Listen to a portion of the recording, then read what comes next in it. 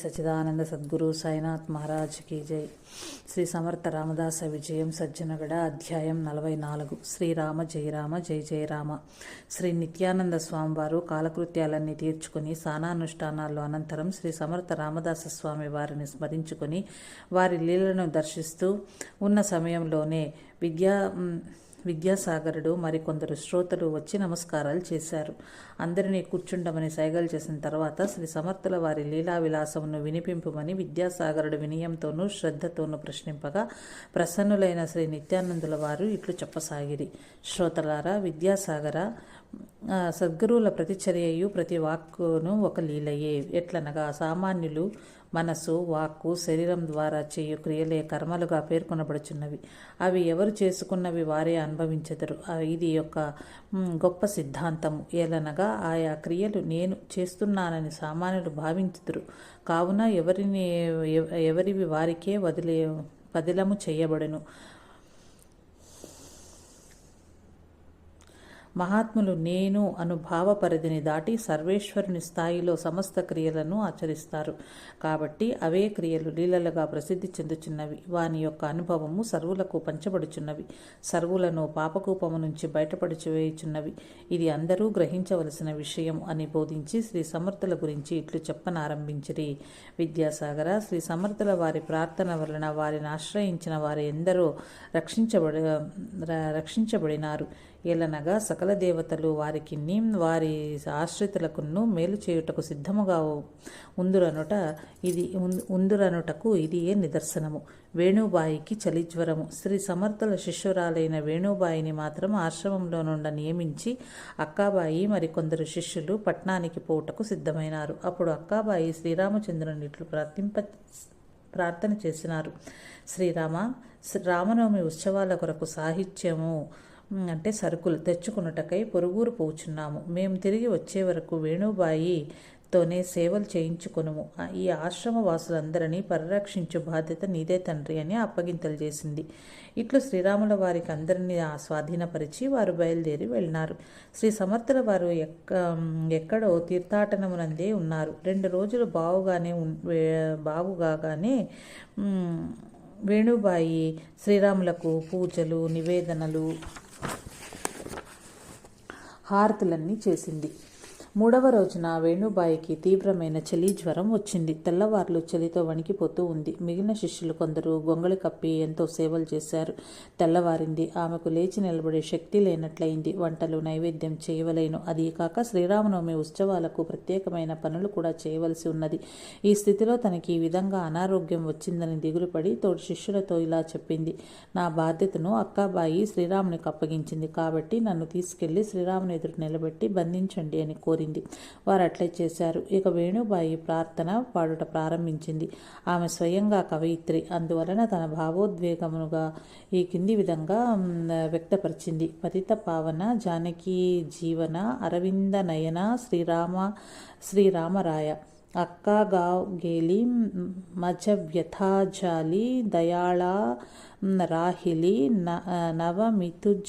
నవమితుజ అక్కాగాం నాజాత ఐకా సీతాకాంత వేణీచ ఆకాంత పావావేగి నవమి సమారంభ పాహుధ్యాభరణ మఘదేవరాఘవ జానూరాహో ఐకుని కరుణ అయోధ్యాచట్రాణ మూర్తిచయన అశ్రు ఆలే ఐకుని వచన పతిత పావన కృపేచ్ఛా పావన వేణీఖరి. ఆమె తన స్థితిని వివరిస్తూ వేగమే ఆరోగ్యాన్ని ప్రసాదించమని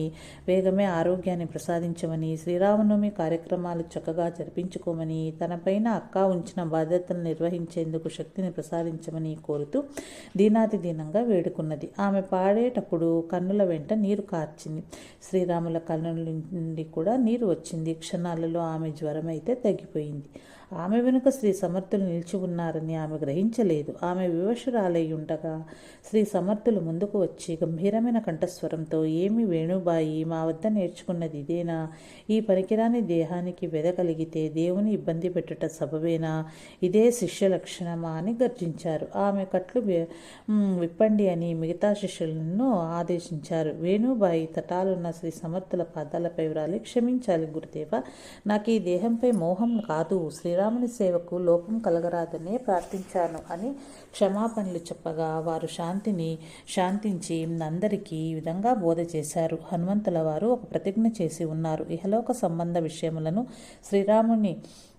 శ్రీరాముణ్ణి ఎవరు ప్రార్థించ పని లేదు. కష్టాలు కానీ, ఈతి బాధలు కానీ, గ్రహ బాధలు కానీ, ఆది భౌతిక, ఆది దైవిక, ఆధ్యాత్మిక తాపములు నివారణకై కానీ, సిరి సంపదల కొరకు కానీ మీకేది అవసరమైనను నన్ను కోరండి, నేను సమకూరుస్తాను. ఒక్క మోక్ష ప్రాప్తి కొరకైతే మాత్రం శ్రీరామచంద్రుని ప్రార్థించండి అని చెప్పారు. భక్తులైన వారికి, భక్తులు కాని వారికి కూడా హెచ్చరిక చేసి ఉన్నారు. అందుచేత ఈ తుచ్చమైన శరీరానికి కలిగిన బాధలను శ్రీరాములకు మొరపెట్ట వద్దు. నీ గురువు దగ్గరలో లేరన్న భావం నీకు కలిగింది, కానీ సర్వత్రా ఉన్నట్లు ఎప్పుడు గ్రహించుతావు అని ప్రబోధించారు. ఇంకెప్పుడు ఇలా చేయనని ప్రార్థించింది వేణుబాయి. ఆమె తప్పు తెలిసింది. మరొకసారి పాదస్పర్శ చేసి క్షమాపణలు చెప్పింది. శ్రీ సమర్థులు ప్రసన్నులైనారు. వేణుబాయి తనలో తానులా అనుకుంది, ఏది జరిగినా నా మంచికి. జ్వరం రావటం, ప్రార్థించటం, ఆ ప్రార్థన తప్పు అని సద్గురు తెలపటం, ఈ సంఘటనలన్నింటికీ కారణం నాలోని అహం నిర్మూలించుటకే జరిగిందని తెలియవచ్చింది. మరో ఘటన వేణుబాయికి కనువిప్పు కలిగించిందని వినండి. ఒక్కొక్కప్పుడు శ్రీ సమర్థులు పంక్తి భోజనం చేస్తారు.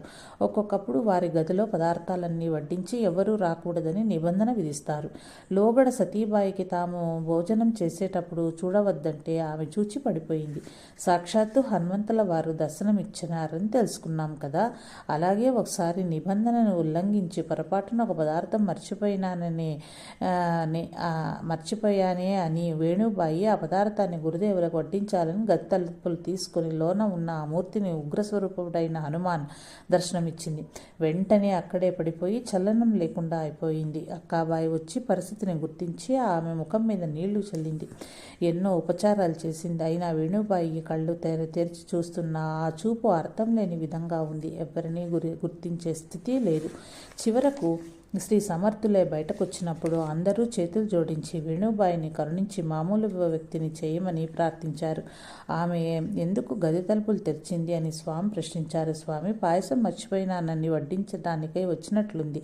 చేతిలోని ఆ గిన్నె ఇక్కడే పడి ఉంటే గ్రహించాను అని అక్కాబాయి చెప్పింది. తదుపరి స్వామి, వేణుబాయిని కరుణించండి తల్లి, తండ్రి, మాకు మీరే కదా, పిల్లల తప్పులను మన్నించండి అనగా అప్పుడు వారు ప్రసన్న కంఠస్వరంతో, వేణులేమ్మా అని లేచి భోజనం చెయ్యి అన్నారు.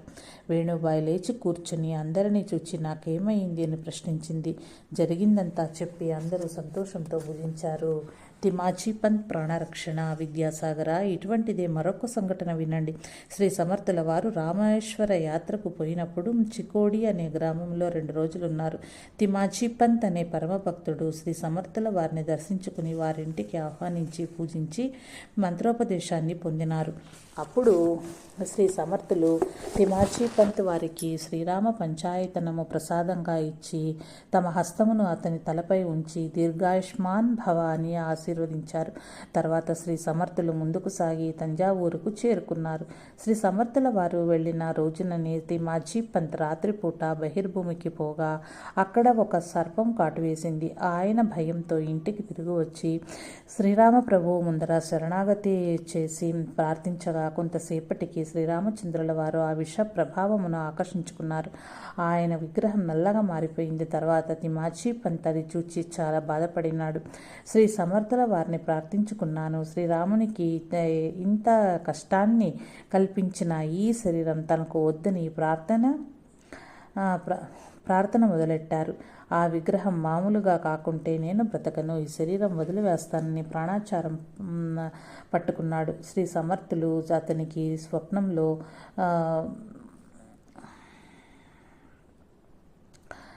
ఈ శరీరం వదిలేస్తానని ప్రాణాచారం పడుకున్నాడు. ఈ శ్రీ సమర్థులు అతనికి స్వప్నంలో కనిపించి ఆశీర్వదించారు. తెల్లవారి చూస్తే శ్రీరాముల విగ్రహం మామూలుగా మెరుస్తూ కనిపించింది. అమితానందంతో ఆ విగ్రహాలను తన ఇంటిలోనే ప్రతిష్ఠింపచేసి అన్న సంతర్పణను చేసి జీవితాంతం శ్రీరాముల సేవలో గడిపాడు తిమాజీ పంత్. శ్రీ సమర్థుల తీర్థయాత్ర. ఒకసారి శ్రీ సమర్థుల వారు కొందరు శిష్యులను వెంట తీసుకుని రామేశ్వర యాత్రకు పోచున్నారని తెలపగా శివాజీరాజు కొందరు పరిచారకులను సంభారాలను సమకూర్చి సకల ఏర్పాట్లు చేసినారు. తంజావూరులో తన తమ్ముడైన వెంకోజీకి ఆశీస్సులు ఇమ్మని కోరినారు. వెంకోజీ రాజునకు కబురు వేగుల వారి ద్వారా ముందుగా తెలియచేశారు. శ్రీ సమర్థుల వారు తంజావూరు వస్తున్నారని తెలియగానే శివాజీ తమ్ముడు వెంకోజీ రాజు శ్రీ సమర్థుల వారికి ఘనమైన స్వాగతం పలుకుటకై మున్నారు గుడి వరకు ఎదురొచ్చి ఉత్సవ లాంఛనాలతో తోడుకుని వచ్చి ఆదర సత్కారాలు చేశాడు. తన అన్నగారి గురువుగా అందరికీ పరిచయం చేసి వారు కొన్ని దినములు ఇచ్చట ఉండవలసిందిగా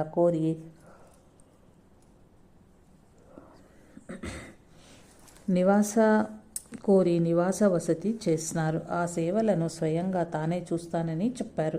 ఆ రాజ్యంలోనే శ్రీ అప్పయ్య దీక్షితులనే ఆంధ్రుడు ఒక ఆయన ఉన్నారు. ఆయన వెంకోజీ రాజా స్థానంలో రాజగురువుగా ప్రవర్తిల్లుచున్నారు. ఇప్పుడు ఈ సమర్థుల వారు వచ్చినందులకు తనకు మర్యాదలు తగ్గిపోతాయేమోనని భయం పట్టుకుంది. అంతేకాక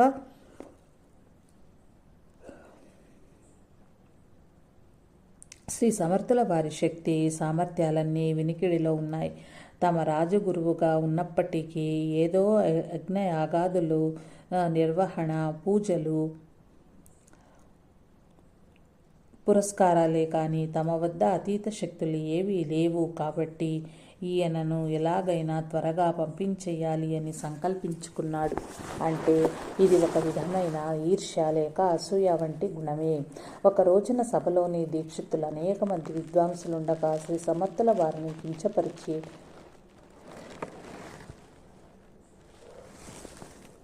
కించపరచాలనే భావంతో గురువర్య, తమ ఆశ్రమంలో స్త్రీలు కూడా ఉన్నారట. సాధువులకు స్త్రీ సాంగత్యం దోషమని శాస్త్రవాక్యం ఉన్నది. దీనికి తమరేమంటారు అని ప్రశ్నించాడు. శ్రీ సమర్థులు ఇలా సెలవిచ్చారు. దీక్షితుల వారి ప్రశ్న చాలా మంచి ప్రశ్నే. సందేహములు వచ్చినప్పుడు వాటిని తీర్చుకోవాలి. లేకుంటే ముందు అవి ఆధ్యాత్మిక ప్రగతి మార్గాన్ని మూసివేస్తాయి. భగవంతుడి సృష్టిలోని రూపాలనే స్త్రీ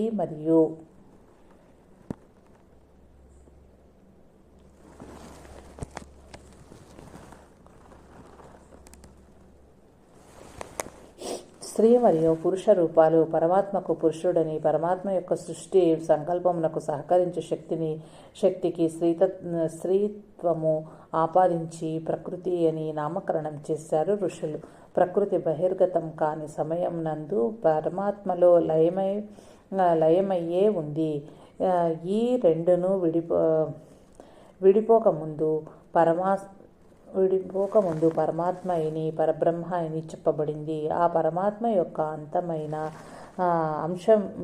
అంశమైన ఆత్మయే ప్రతి జీవునిగా స్త్రీగానో లేక పురుషునిగానో ఆకారాన్ని ధరించింది. కానీ అది మాత్రం నిరాకారమేనని అందరికీ విషదమే. ఈ కీలకం తెలిసిన వారికి ఆకారంతో పని ఏమున్నది? అది ఏనో కాక పురుష రూపం నందైనా స్త్రీ రూపం నందైనా ఆత్మ తప్ప మరి ఇతర అంతయు ప్రకృతి అనే చెప్పబడి ఉన్నది. ప్రకృతి అనగా గుణయుతమైనది, నిర్గుణమైనది పరబ్రహ్మము. అది తెలుసుకొనుటకై ఏర్పడినదే దేహము. దేహముల సంబంధములో ఎరుగవలెను. సహజముగా పురుష శరీరమునకు బలము, తేజము, పౌరుషము, నిష్ఠ, జ్ఞానము, స్థైర్యము, ధైర్యము, శౌర్యము కలిగి ఉన్న కారణంగా అహంకారము స్వభావ సిద్ధముగా ఉంటుంది. స్త్రీ రూపమునకు లాలిత్యము, సౌకుమార్యము, సౌందర్యము, వినయము, విధేయత, వినమ్రత, శ్రద్ధ, సహనము, ఇతరులకు మేలు చేయుట, సేవ చేయుటలో సంతోషము, ప్రేమతత్వము,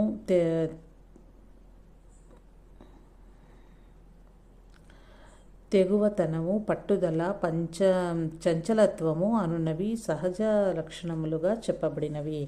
ఈ విధములైన రెండు రూపములు సృష్టిని భగవంతుడే ఏర్పరిచిన కారణము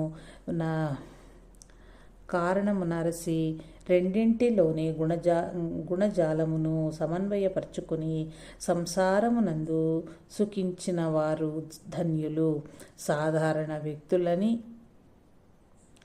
సాధారణ వ్యక్తులని వారి పేరు. వీని తత్వమును తెలుసుకుని భగవదాజ్ఞకు మాత్రమే భగవదాజ్ఞను మాత్రమే అనుసరించుచు సర్వత్రా పరతత్వమేనని సమదర్శనం చెయ్యువారు సాధుపురుషులు. సాధువులకు శ్రీ సాంగత్యము తగదన్న వాక్యము సత్యమే. దాని అర్థమేమనగా సాధుపురుషులు మానసికంగా శ్రీరూపమును స్మరించరాదు. వాక్కుల ద్వారా స్త్రీల యొక్క రూప లావణ్యములను వర్ణించరాదు. అట్లు చేసిన వారు పతనముందురు. సాధారణ వ్యక్తులైనను తన సహధర్మచారిణి యందు మాత్రమే అనురాగం కలిగి ఉండవలెనని శాస్త్రం చెప్పింది. అట్లు కాక పరస్త్రీలను మానసికంగా కానీ వాక్కులతో కానీ స్మరించినచో పతనం తప్పదు. సామాన్యులకు ధర్మపత్ని తప్ప మిగిలిన స్త్రీలందరూ సోదరి సమానులుగాను, మాతృ సమానులుగాను, పుత్రికా సమానులుగాను భావించుట సలక్షణము. సాధువులకు కన్నతల్లియే కాక లోకంలోని స్త్రీలందరూ మాతృ సమానాలే. భిక్ష పెట్టిన వారు, సేవ చేసేవారు, అన్ని రంగాలలో స్త్రీశక్తి యొక్క సహాయం ఉంటూనే ఉంటుంది. అంతేకాక మాతలందరూ మా బోధనల శ్రవణం చేస్తేనే దేశ సంరక్షణకు ఉపయోగపడే సంతానమును ప్రసాదించగలదు. ఇది ఏ మహాత్ముల ఆశయము అని సుదీర్ఘ ప్రవచనము గావించారు. శాంత గంభీర స్థిరత్వములు కలిగి ఉన్నచో మోహం దూరమగునని తెలిపిరి. అంతయు విని సభాసదులు ఆశ్చర్యము, ఆనందము, పారవశ్యమును పొంది నిశ్చేష్టులై కొంత తడువు ఉండినారు. తర్వాత తెప్పరిల్లుకుని శ్రీ అప్పయ్య దీక్షితుల వారు అంటే రాజగురువు శ్రీ సమర్థ రామదాస స్వామి వారికి జయం జయమని జయ జయధ్వానాలు చేసి పాదాభివందనాలు ఆచరించారు. శ్రీ సమర్థుల వారు జయ జయ రఘువీర సమర్థాయని శ్రీరామనామ స్మరణ చేశారు. సభాసదులందరూ జయ జయధ్వానాలు చేశారు. విద్యాసాగర శ్రీ సమర్థుల వారి ఎడ భక్తి కలిగిన వారు తరించారు, భక్తి లేని వారు కూడా తరించారు అనగా ఉద్ధరించబడినారన్నటకి ఇది ఒక తార్కాణము. కొన్ని రోజులు వెంకోజీ ప్రార్థనపై అచ్చటనే ఉండి అందరికీ భక్తి భావనలు పెంపొందించిన తర్వాత రామేశ్వర యాత్రకై బయలుదేరినారు. తిరుగు ప్రయాణంలో మరల దర్శనం కావాలనని వెంకోజీ రాజు కోరగా అనుమతించారు. శ్రీ అయ్యప్ప దీక్షితులపై వాత్సల్యము. రామేశ్వరం పోవు దారిలోనే శ్రీ అయ్యప్ప దీక్షితుల వారి స్వగ్రామమైన అడపళే గ్రామం ఉన్నది. శ్రీ సమర్థ రామదాస స్వామి వారిని రావాలనని కోరి తమ గ్రామమునకు తోడుకొని పోయి తన స్వగృహంలో వారికి భిక్ష ఇవ్వవలేనని తన కోరికను శ్రీ స్వామివారికి నివేదించి ఆ అనుమతిని పొందారు. గొప్ప వైభవముగా శ్రీ సమర్థుల వారిని తమ గ్రామానికి తీసుకుని పోయి ఇతర ఆదర సత్కారాలతో వారికి పాదపూజలు ఆచరించారు. కుటుంబంలోని వారందరికీ శ్రీ సమర్థుల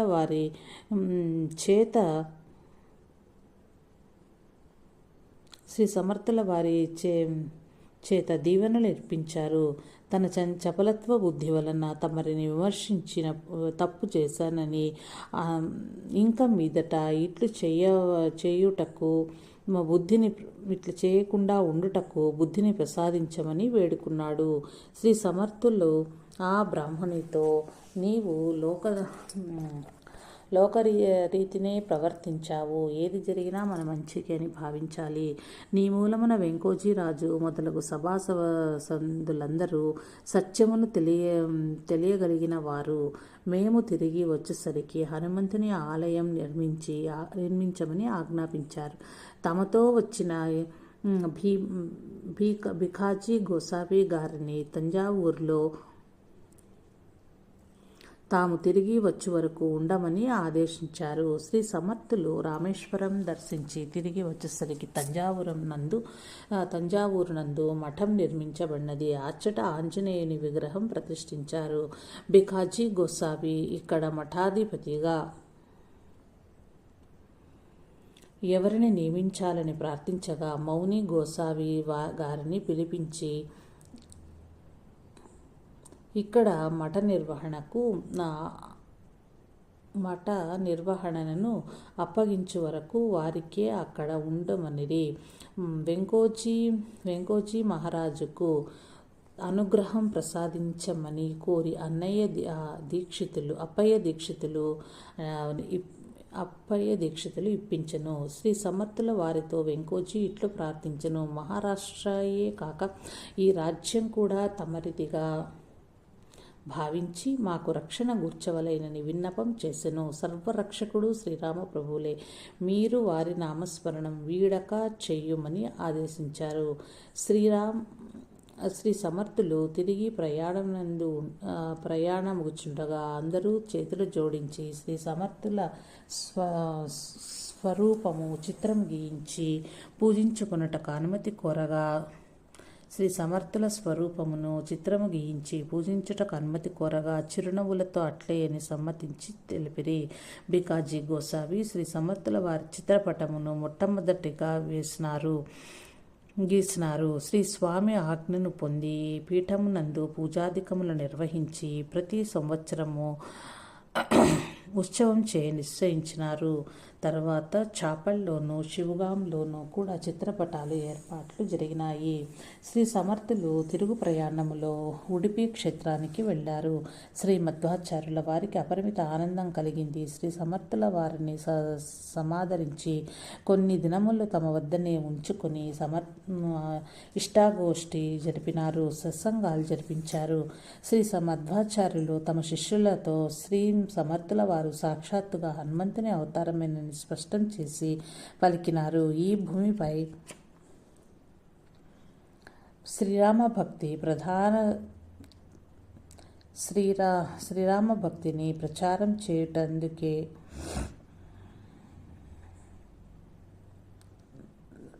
చేసేటందుకే అవతరించినారని తెలిపినారు. తదుపరి శ్రీ సమర్థులు ప్రయాణించి మంత్రాలయ క్షేత్రంకు రాగా శ్రీ రాఘవేంద్ర స్వామి వారిని కలిసినారు. వారి ఇరువురి కలయిక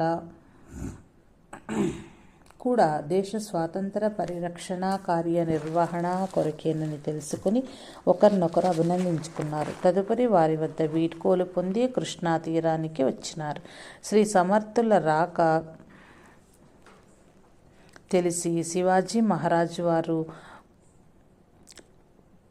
కోర్గల్ వరకు ఎదురేగి శ్రీ సమర్థులను స్వాగతించి చాపల్ మఠానికి తోడుకొని వచ్చినారు. శివాజీ గురుదర్శనాభిలాష. శ్రీ సమర్థుల యాత్రా విశేషాలు వినుచు శ్రీ సమర్థుల వారి అనుగ్రహం తన తమ్మునికి లభించినందులకు అభినందనలతో కూడిన ఆనందం పొందెను. శ్రీ సమర్థుల వియోగము తనకు బహు కష్టమని తెలిపెను. ఈరోజు దర్శనం పొంది తనకు అపార బలం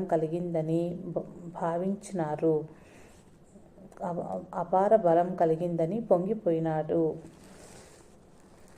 చాపల్లో గురు సన్నిధిలో 2 రోజులు ఉండుటకై అనుమతిని కోరెను. తర్వాత శివాజీ గురు అనుమతిని పొంది రాయ్గఢ్కు బయలుదేరిపోయెను అని తెలిపి శ్రీ నిత్యానందుల వారు జై జయ రఘువీర సమర్థ అని జై జయ నాదములు చేశారు. జై జయ రఘువీర సమర్థ, శ్రీరామ జయ రామ జయ జయ రామ. ఇది విద్యాసాగర శ్రీ నిత్యానంద యోగి సంవాద రూపమున శ్రీ దత్తాత్రేయ సంప్రదాయ శిష్య పరంపరలోని శ్రీ శ్రీ స్వామి విఠలానంద సరస్వతి మహారాజ్ విరచిత శ్రీ సమర్థ రామదాస విజయంలోని 44వ అధ్యాయం సంపూర్ణం.